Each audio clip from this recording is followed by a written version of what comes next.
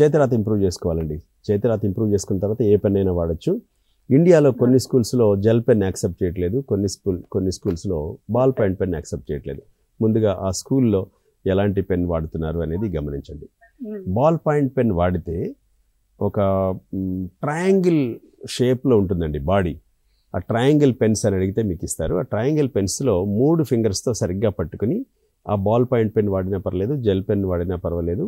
Gel పెన్స్తో వచ్చిన ఒక చిన్న ఇబ్బంది ఏమిటంటే అవి స్మడ్జ్ అవుతాయి, ఇంక కొంచెం ఊరినట్టుగా అవుతుంది పేపర్ మీద. బయట ఫ్యాన్ కానీ గాలి ఎక్కువగా ఉన్నప్పుడు ఒక 2-3 నిమిషాల్లో డ్రై అయిపోయే ఛాన్సెస్ చాలా ఉంటాయి జెల్ పెన్స్కి.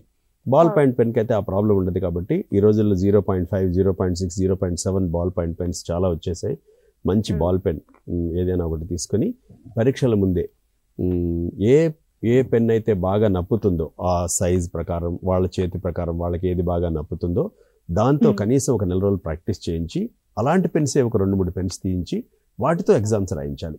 ప్రాక్టీస్ చేసేటప్పుడు వేరే పెన్, ఎగ్జామ్స్లో వేరే పెన్ కాకుండా ఒకే పెన్ని కంటిన్యూ చేసేలాగా చూడండి.